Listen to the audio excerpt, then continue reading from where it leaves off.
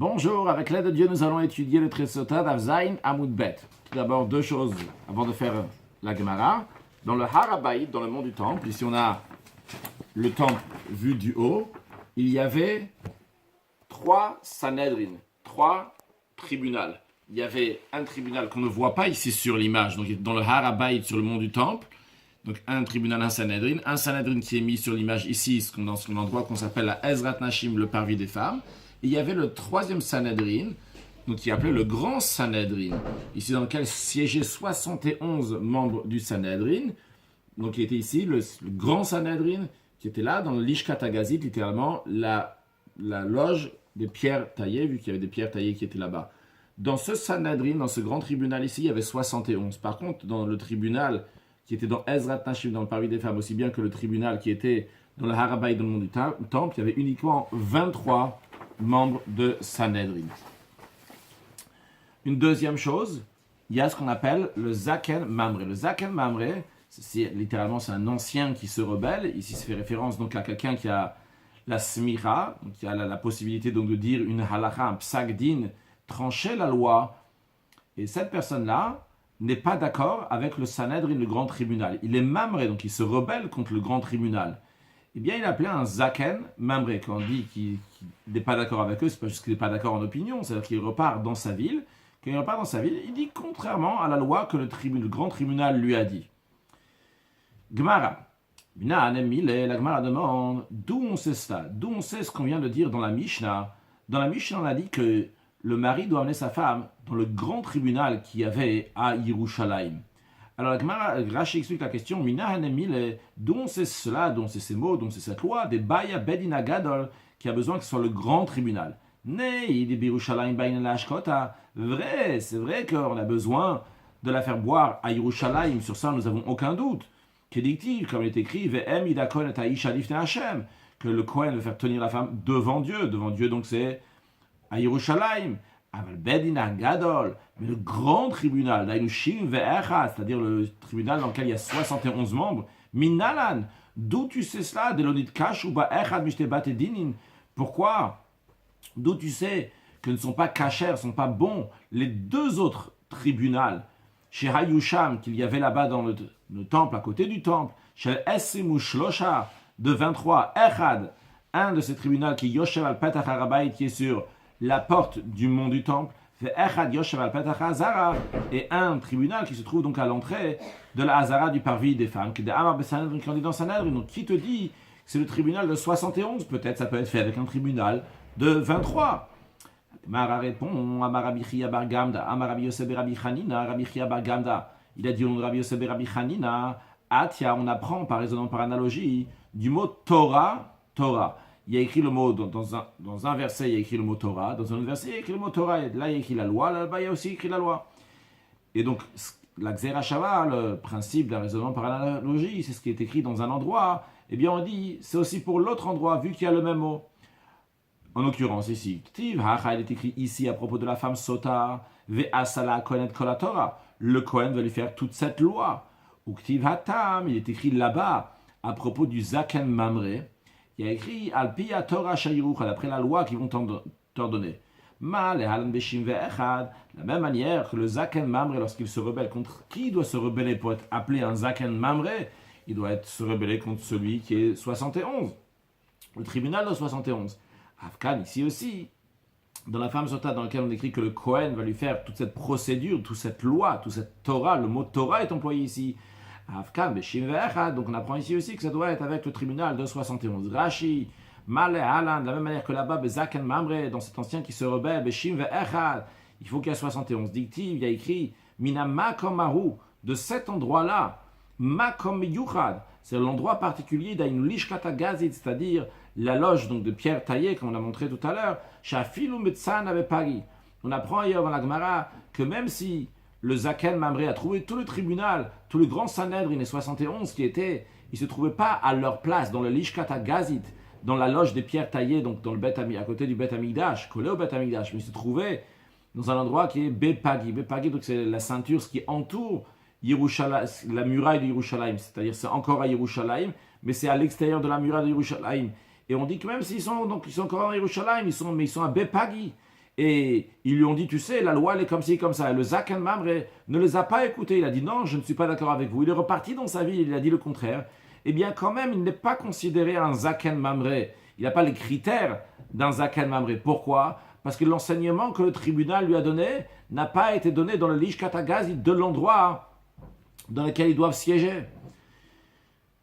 Nous, même s'il a trouvé à l'endroit de Bepagi, Veimra Alem, c'est pas un endroit, c'est ce qui entoure d'Yerushalayim, qui est appelé Bepagi, Veimra Alem, muraille, ce qui entoure les murailles d'Yerushalayim, Veimra Alem. Et il s'est rebellé contre eux, il y a le fin adminé, on apprend du verset, Minam Bakomao, du fait qu'il y a écrit de cet endroit-là, on apprend de En Amra to Amra, que son rébellion n'est pas considérée une rébellion sur le plan halachique. Donc en tous les cas, la Gemara a répondu, on voit qu'il y a écrit Torah dans la Sota, il y a écrit Torah à propos du Zaken Mamre. De la même manière que Torah dans le Zaken Mamre, c'est dans un endroit bien précis, ça doit être dans l'endroit de l'Ishkat HaGazit, dans le grand tribunal. De la même manière aussi pour la Sota, dans lequel il y a écrit Torah. Continuons. On avait appris dans la Mishnah qu'on effraie la femme, on intimide la femme, on pousse la femme à ne pas boire ses eaux. On lui dit qu'il y a d'autres qui se sont trompés, ça arrive, etc. Alors la Gemara demande, on demande une question. On a appris dans une braïta qui est derrière c'était de la même manière que on intimide cette femme, on effraie cette femme pour qu'elle ne va pas boire. De même, on l'intimide, on la pousse chez Tishte pour qu'elle va boire. Comment ça? Omrim là, on lui dit à cette femme, Biti, ma fille, Im barur lachadav shetorat. Si c'est clair pour toi que tu es pur, que tu es sûr d'être pur, Im di al bourrier. Rashi, Im di al bourrier, Hisamri, c'est-à-dire appuie-toi à nekiyuter sur ta propreté, sur ton innocence. Tiens le coup. Si tu es sûr que tu es pur, eh bien attends, bois les eaux comme il faut. Ushti, et bois ces eaux-là tranquillement. N'aie pas peur. Les fichiers enamaim amarim domim. Car à quoi ressemblent ces eaux amères, donc les eaux de Sota? Ces eaux-là ne ressemblent qu'à les sam yavesh, à une pommade sèche, qui est posée sur de la chair qui est vivante. Si là-bas il y a une plaie qui est ouverte, la pommade elle va pénétrer, elle va rentrer vu que la peau est vive. Par contre, s'il n'y a pas de plaie, et nomoil kloum, ça va rien faire. Donc dans tous les cas, on voit qu'on encourage cette femme à boire les eaux. On lui dit, t'inquiète pas, si t'es propre, si t'as pas fait de mal, tu peux le boire. Gemara répond, l'okasha, ce n'est pas une question. Pourquoi une fois on dit qu'on encourage la femme à ne pas, on fait tout pour que la femme ne va pas boire, et une autre fois on dit qu'on encourage la femme pour qu'elle va oui boire? La Gemara répond, quand kodem shenemchika megillah, quand la acha shenemchika megillah. Une fois on parle avant qu'on a effacé la Megillah, une fois on parle après qu'on a effacé la Megillah. De quelle Megillah s'agit-il? Il s'agit du parchemin sur lequel le Cohen écrivait certains versets avec le nom de Dieu, et qu'après cela on effaçait ces versets-là qui sont sur le parchemin, on les mettait dans ces eaux amères. Alors avant qu'on efface la Megillah, on encourage la femme, on ponce la femme, à lui dire, écoute, attention, si tu es impur, on ne va pas effacer le nom de Dieu pour rien, c'est grave, et tu vas mourir bêtement, il suffit d'avouer, et tu vas continuer à vivre. Par contre, une fois qu'on a déjà effacé la Megillah, le nom de Dieu est déjà effacé, alors on encourage la femme déjà à boire les eaux, si elle est sûre qu'elle est pure. Rashi, Kodem Shenemchika Megillah, avant que la Megillah ait effacée, qu'il est chez l'Imach et Hachem, pour ne pas effacer le nom de Dieu en vain, mais Aimin Shelo Lishtot, on l'effraie, on l'intimide pour qu'elle ne va pas boire, ou la Hachenimchika, après que la Megillah a été effacée, Omrim là on lui dit d'Ivrit Antrum, on lui dit des paroles de réconfort, Lishtot, de boire, Inde Kiaï, si elle est propre, si elle est innocente, pourquoi on lui dit ça? Que de la tirer là-bas là, donc elle va devenir permise à son mari, tant qu'elle n'a pas bu ces eaux-là, elle ne pourra pas repartir avec son mari. Donc on lui dit, chez l'otira, n'aie pas peur, minamai, n'aie pas peur des eaux. Vetera matmeani, pour pas qu'elle dise, je suis impur, alors que veiteora, dans un cas qu'elle est pure. Et quel est le problème dans ce cas-là en plus? Vetotsila, zalatzma, elle va sortir une mauvaise renommée pour elle-même, valbaner sur ses enfants. Les gens ils vont dire que c'est pas ses enfants elle, c'est les enfants de quelqu'un d'autre, puisque c'est une femme qui prostitue, qui fait l'adultère. Continue la Gemara, on reprend encore un point de la Mishnah. On nous dit, donc la Mishnah avait dit que le Kohen dit devant cette femme-là, donc différentes paroles qui sont écrites dans les écrits dans la Bible. Tanura Banana, on a une braïta ici qui va élargir plus que le Kohen disait devant cette femme. Omer le Faner a dit des paroles Dvarim Shalagada, des paroles de récits ou massim des fêtes, chez Iru Biktubi Barishonim qui sont arrivés, qui sont écrits dans les Ktuvim Arishonim, dans les premiers écrits, c'est-à-dire Rashi nous dit Ktuvim Arishonim, Bidvarim Aktuvim Batorah, Rashi traduit Ktuvim Arishonim, Ktuvim, donc c'est Dvarim Aktuvim Batorah, des choses qui sont écrites dans la Torah, Shenasu Biyam Arishonim, qui sont faits dans les premiers jours à l'époque, Kigon Hagadazo, comme ce récit-là qu'on va voir dans la suite de la Gemara. Rashi ramène le verset qu'on va voir dans la suite de la Gemara, c'est un verset dans Iyov qui dit que les sages disent Veyodu al Chetam. Donc Rashi explique, c'est-à-dire qu'ils vont avouer sur leur faute. La suite du verset, c'est Velochichadu avonam, Velochichadu me'avotam, ça c'est le verset. Rashi dit Velochichadu avonam me'avotam. Ils n'ont pas dissimulé leur faute de leur père, ils ont avoué qu'ils avaient fauté. Ou miem, qui sont ces personnes-là? Et Reuven b'maase Bila. Reuven, dans le fait, ce qui s'est passé avec Bila, quel est le Kaman qu'on va voir plus loin. Donc on verra que Yaakov, on sait qu'il avait 4 femmes, donc 2 femmes et 2 concubines. Et donc il y avait Rachel et Léa qui étaient des sœurs, donc ses femmes. Il y avait Bila et Zilpa qui étaient ses concubines, ses servantes. Et lorsque Rachel est morte, Yaakov, à la place de mettre son lit avec Léa, eh bien il a mis son lit avec Bila qui était la servante de Rachel. Et Reuven, qui était le fils de Léa, n'a pas aimé ça. Il a pris le lit de son père et il l'a mis dans la tente de Léa. Et la Torah considère comme si que Reuven avait fauté, avait cohabité avec Bila. Alors évidemment, quand on va raconter à cette femme-là, la femme sota, on ne va pas lui raconter l'histoire que Reuven il a juste changé le lit de Bila, il l'a mis dans la tente, le lit de son père et qu'il a mis dans la tente de Léa. On va lui raconter comme si que Reuven avait fauté littéralement. Rashi continue, Ve Yehuda b'ma c'est Tamar, dans l'histoire de Tamar.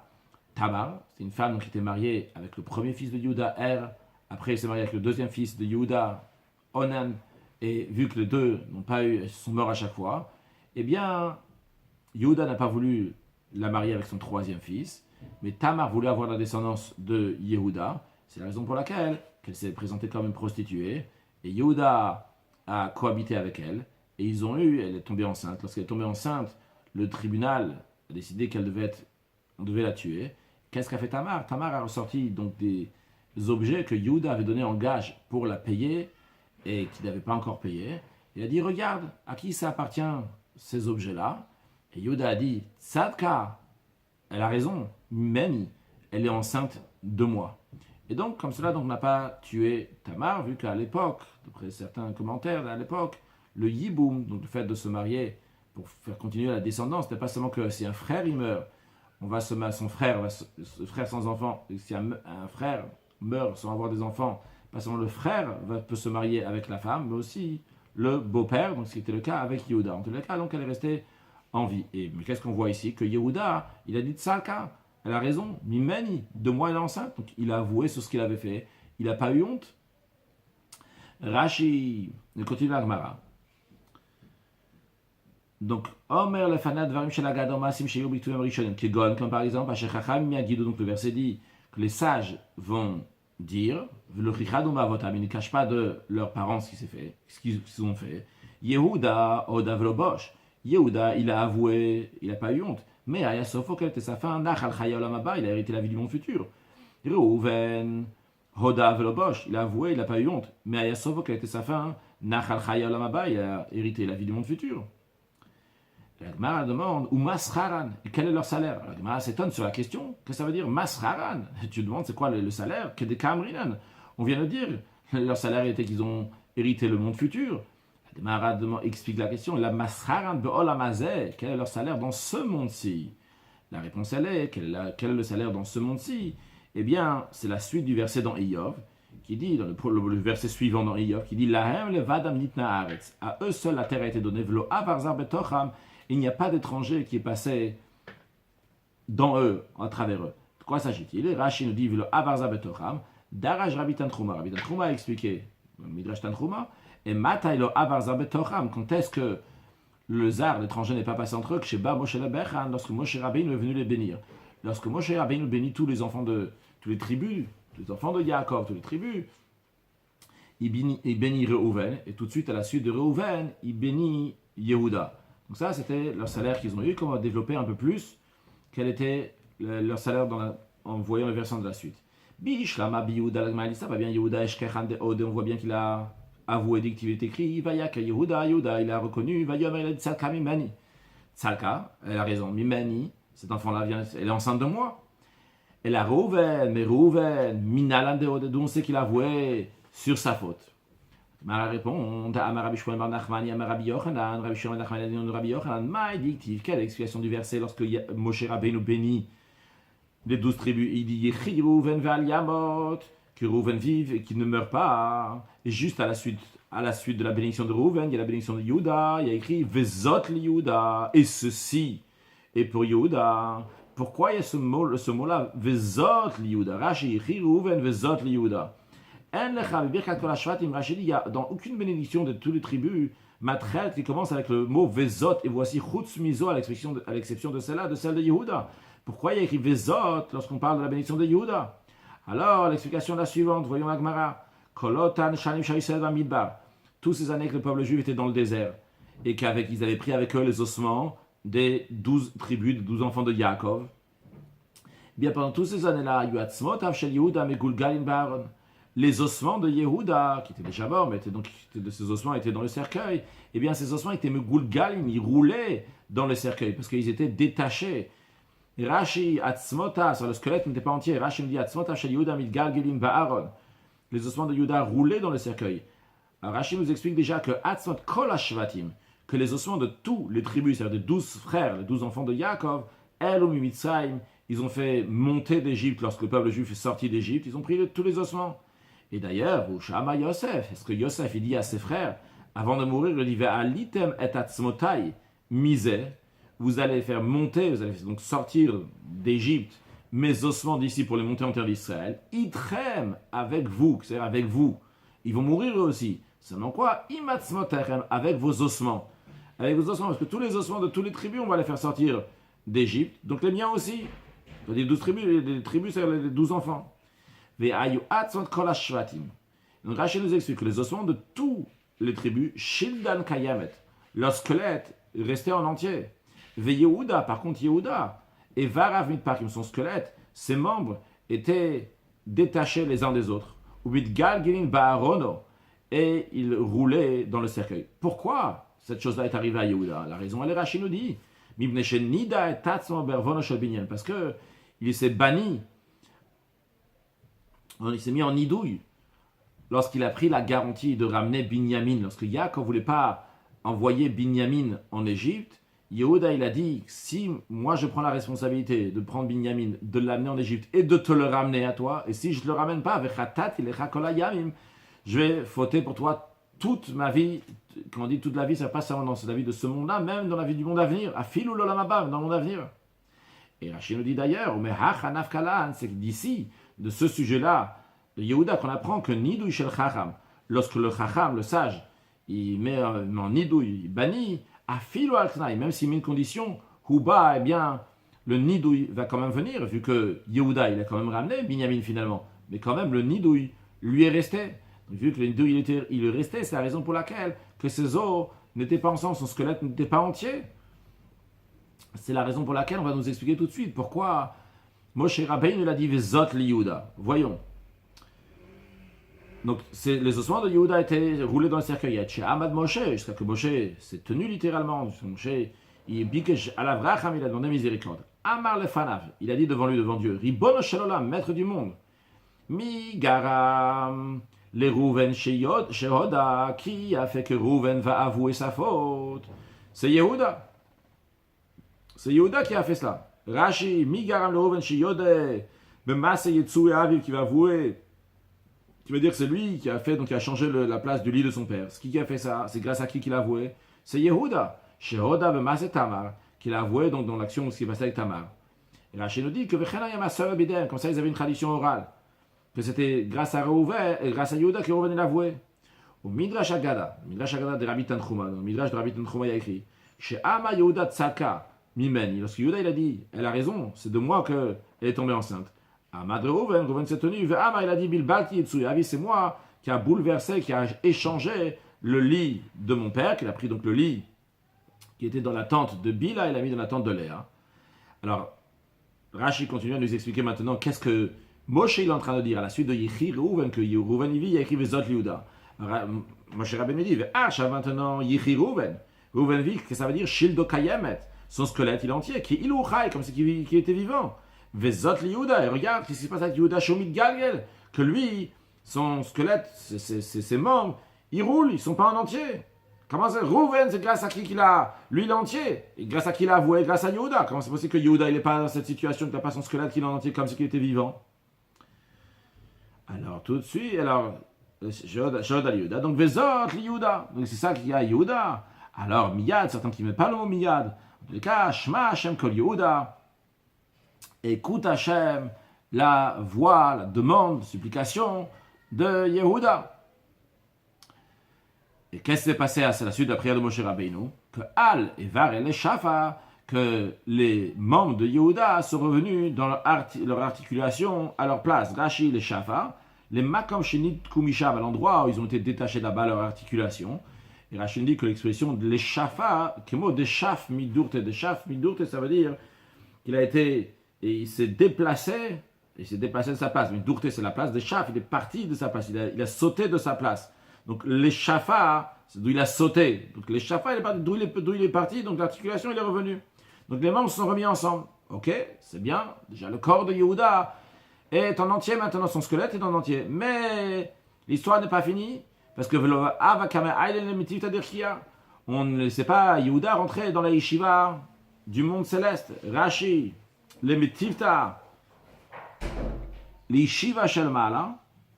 Le Bach il rajoute, il veut dire les Shiva Shel Ma'ala, dans les Shiva d'en haut, c'est-à-dire l'Issa Veliten Mishara Chachamim pour discuter pour débattre avec les autres sages qui sont dans la Yeshiva d'en haut. Donc ici-bas, son corps allait bien, mais dans le Olam Haba, dans le monde à venir, les choses n'allaient pas si bien que ça.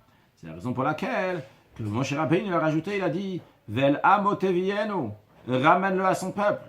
Donc ça aussi, ça a été accepté par cela. Donc il est rentré dans la Yeshiva qui est dans le monde céleste. Mais même après ça, il ne savait pas comment débattre la loi avec les sages. Rashi, le Mishkal Mitrach, c'est l'Issa Veliten. De commercialiser sur le plan spirituel, ça veut dire de discuter, de débattre dans les sujets de Torah. Alors, Moshe Rabbeinu a continué à prier, donc c'est la suite du verset. Tout ce qu'on est en train d'apprendre à chaque fois, les prières de Moshe Rabbeinu, c'est la suite du verset. C'est Yadav Ravlo, que ses mains se battent pour lui. Rashi, Yadav Ravlo, ses mains se battent pour lui. Yelonit Sachon, qui a la victoire. L'Ariv Rivo. Donc le mot rav ici est un langage de rive, donc de se bagarrer, de se débattre.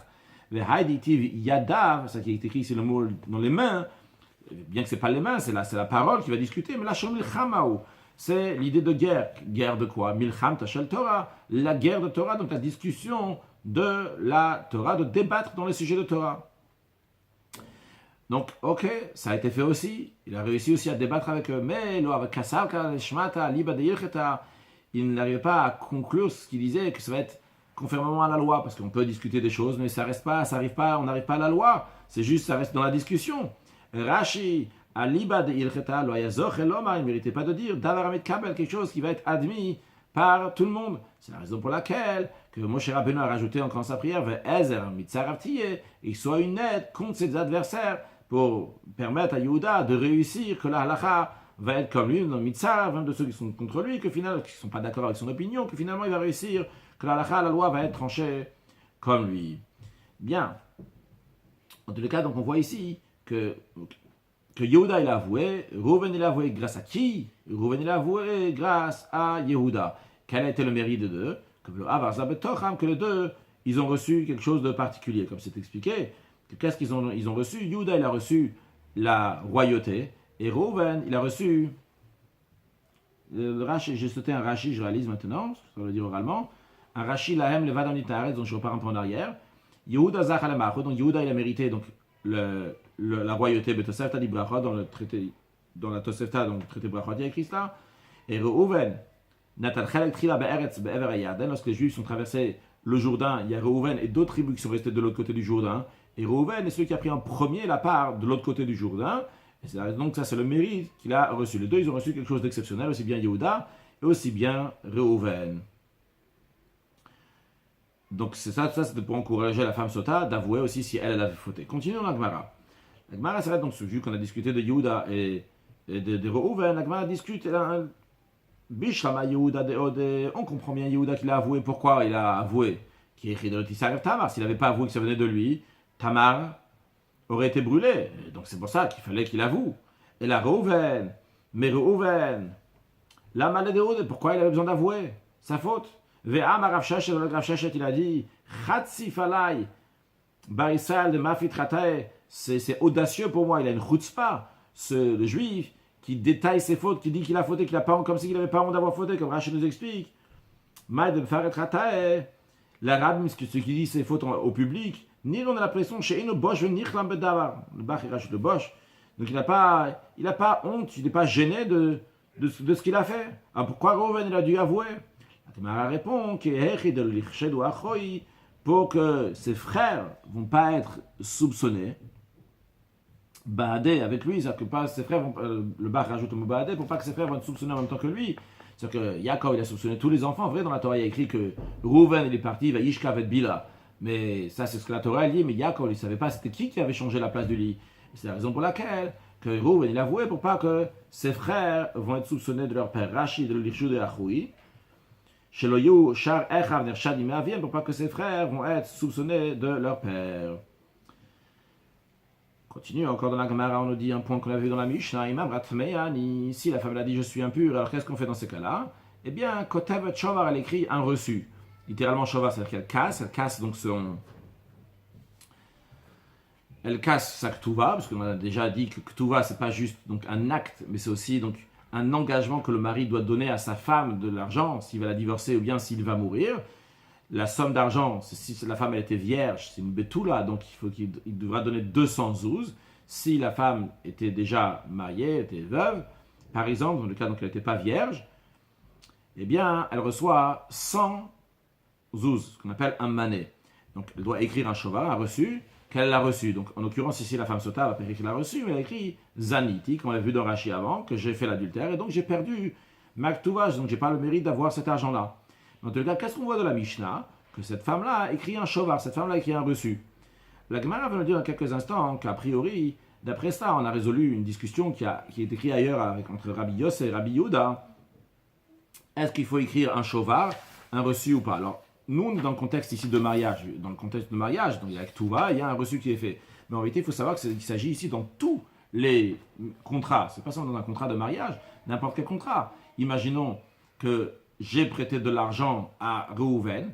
Eh bien, j'ai un stage, un papier sur lequel il y a écrit Reuven me doit 100 euros. Quand je vais aller chez Reuven maintenant, Reuven il va me rendre les 100 euros. Alors qu'est-ce qu'on fait? Est-ce qu'on dit on déchire cela et ça c'est fini maintenant, ou bien que je dois écrire un shovar, un reçu pour Reuven? Donc c'est une discussion. Qu'est-ce qu'on doit faire d'après Rabbi Yosef? Eh bien, on écrit un shovar. On écrit, oui, un reçu. Pour l'argent, là, j'ai bien reçu de Reuven, j'ai reçu les 100 euros. Et comme ça, lui, il va toujours garder ce reçu-là. Si moi, je veux lui dire, non, donne-moi l'argent. Il dit, non, voilà, ici, j'ai un reçu que je t'ai déjà payé. Par contre, Rabbi Yehuda a dit, non, on n'écrit pas de reçu.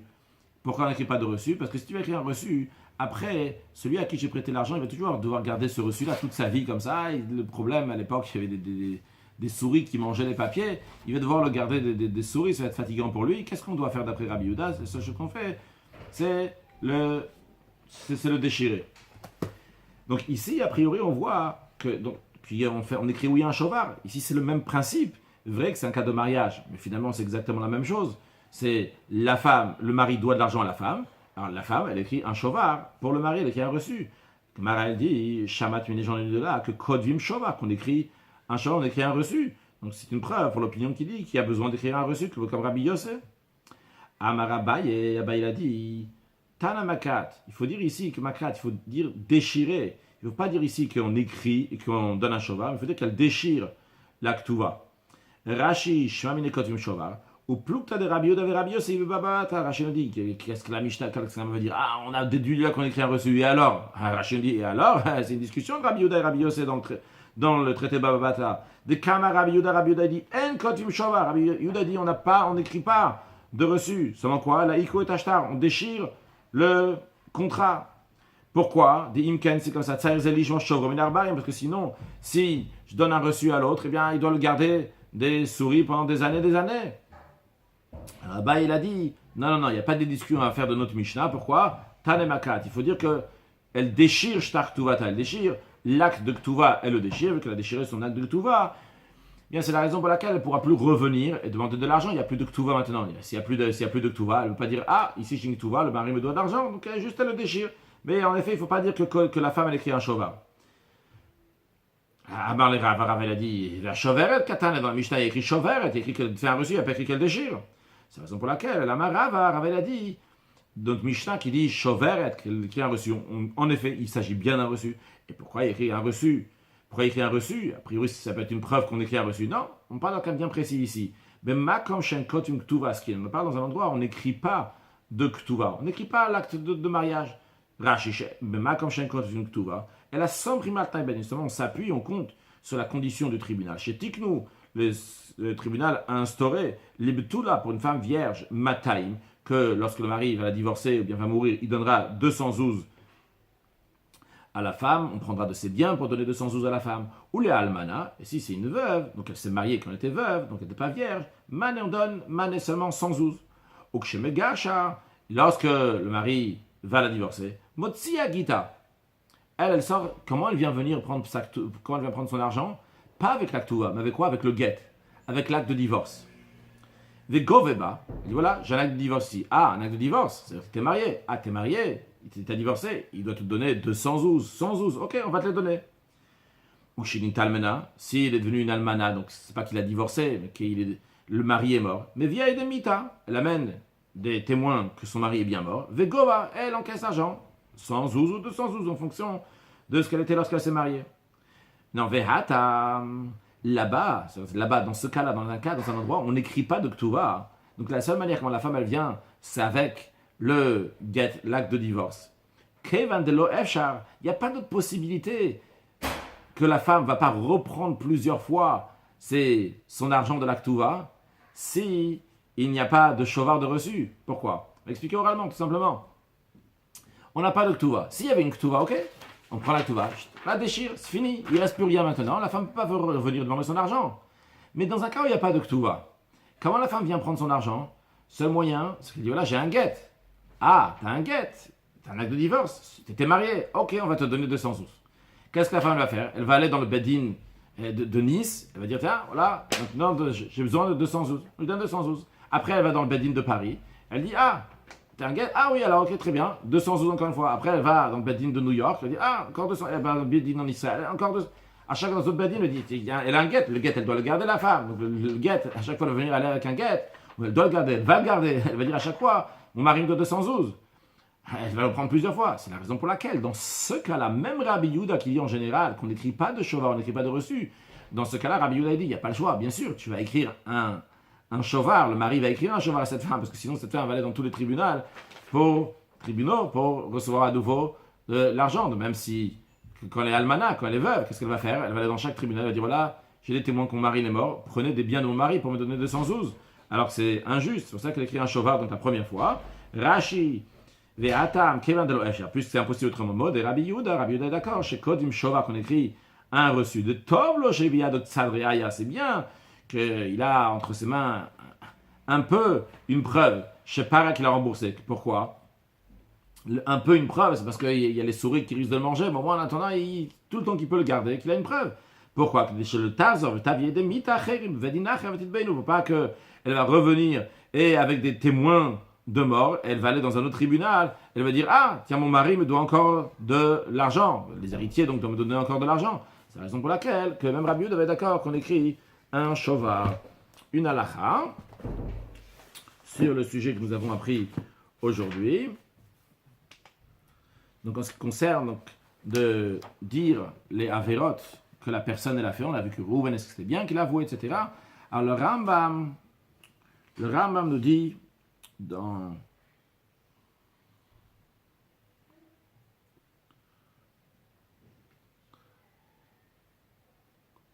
le Rambam dit c'est un shavar gadol, c'est une grande louange très bien, celui qui fait tchouva, il va se confesser en public, il va dire ses fautes, il va dévoiler ses fautes qui est entre lui et son ami. Il dit c'est vrai, j'ai fauté à telle personne, j'ai fait telle chose, mais maintenant je regrette. Tout celui qui est orgueilleux, il ne dit pas ses fautes, il les cache. sa tchouva n'est pas une tchouva en entière. Il écrit Mechas epshav lo yatzliach. Quelqu'un s'est dit, ça c'est uniquement des fautes qui sont entre l'homme et son ami, mais des avérotes qui sont entre lui et Dieu, il n'a pas besoin de le dire en public. Azopani milos, c'est une audace s'il les a dévoilées, mais il fait tchouva devant Dieu, il détaille ses fautes et il confesse juste devant, il peut confesser devant un public, ne pas dire, pas publier, et c'est bien pour lui que sa faute n'a pas été dévoilée, comme il écrit que sa faute elle est couverte.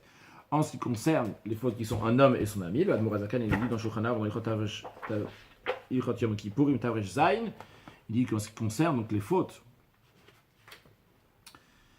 il fait donc des fautes de manière générale. Déjà, il dit, il fait le vidouille, il confesse belachash à voix basse, parce qu'il ne faut pas dire ses fautes à voix haute. C'est pas l'honneur d'Akadosh Baruch Hu de dire devant tout le monde ses fautes. Mais il dit, c'est dans une faute qui n'est pas connue. Mais une faute qui est connue, on a le droit de le dire en public, même à voix haute. Mais de toute manière, il n'est pas obligé de le détailler à voix haute, d'après l'Admor Hazaken. Il peut le détailler à voix basse s'il veut. Un sujet de Chassidut. On a parlé donc de l'histoire de Tamar avec Yehuda, qui est une histoire assez surprenante, surtout que de Tamar et de Yehuda va descendre Mashiach, vu qu'ils ont eu des enfants justement de cette relation qu'il y a eu Peretz, qui est né Zerach et Peretz, de lui va venir Mashiach. Alors dans une sikha de Shavuot Tafshin Yud Gimel, le Rabbi explique plusieurs notions qui sont dans cette idée-là. La naissance d'Ephraïm qui est née de Osnat, la fille de Potiphera, particulièrement d'après l'opinion que Osnat c'était la fille de Dina qui est née de Shrem, qui a une relation avec Shrem, elle est née. Et ça, c'est des choses qui sont très très hautes. Et des choses qui sont ce qu'on appelle le Mala Mishtash, au-delà de l'enchaînement du monde. Et toutes ces choses-là doivent venir par Mirma, venir par ruse. Et comme on trouve par exemple dans les bénédictions de Yitzhak qu'il a donné à Yaakov, lorsqu'il a donné Mitala Shamayim, etc., la rosée du ciel, les graisses de la terre, tout ça c'est des bénédictions sur des choses spirituelles, comme le Midrash l'explique, la rosée du ciel c'est le Chumash, le Mikra, etc. Les choses matérielles, c'est Esav qui a appris. Et ces choses-là, pour que Yaakov va les avoir, ils ont dû être pris par ruse. D'ailleurs, Rabbi rajoute ici l'histoire d'Admor Hazaken, lorsqu'il étudiait avec Avraham Amalach, le fils du Maggid de Mezrich. Et le Admor Hazaken, il reculait les heures. Il reculait l'heure en arrière. Par exemple, s'il devait étudier jusqu'à midi, il reculait l'aiguille de la montre, qui était midi moins quart, par exemple. Donc, il a étudié encore plus. Pour que le Malach, donc le Avraham, il va étudier encore plus longtemps avec lui. Et il a dit sur ça qu'il a écrit Maim Gnuvim Toku, c'est un verset de la Gemara, un verset qu'on a appris dans la Gemara il n'y a pas longtemps, que les eaux volées, ils sont encore plus douces. Donc il volait du temps. Après, c'est pas compréhensible. C'est vrai que c'est pas interdit un tel mensonge, parce que c'est un sujet de spirituel, de Torah, ça s'est permis, comme d'ailleurs écrit dans le Zohar, qu'on lit dans Lo Tignov, virgule, Tignov. Des fois il faut voler. Ça, c'est permis de voler. Dans les choses spirituelles, dans ces choses-là. Mais pourquoi il a besoin d'Afka d'étudier d'une telle manière? Et qu'est-ce que ça veut dire que l'Admor Hazaken dit que Maïm Gnuvim Toku, c'est que c'est des eaux qui sont volées, ils sont encore mieux. C'est dans l'explication, comme on a dit avant, que les sujets qui sont très très hauts doivent venir de manière rusée. Et Rabbi conclut ici aussi, il y a donc la suite d'Asira, mais pour nous, donc c'est aussi l'histoire de Yehuda et Tamar, que par cela il y a eu les naissances de Zerach et Peretz, ou duquel de Peretz va venir Mashiach, qui est Toldot Maleh. Donc l'idée de ça, c'est quoi? Que par la Yerida, par la descente, ça se dévoile à une lumière, donc à un niveau qui a une lumière qui est encore plus haut que ce qu'il y avait avant la faute, encore plus haut que la lumière qui est avant le Tzimtzum, et que Kadosh Baruch Hu fasse que Mashiach vienne, à ce moment-là, tous ces orots, tous ces gilouis, ils vont se dévoiler le Matama Sarat Fachim concrètement dans ce monde ici-bas. Une excellente journée.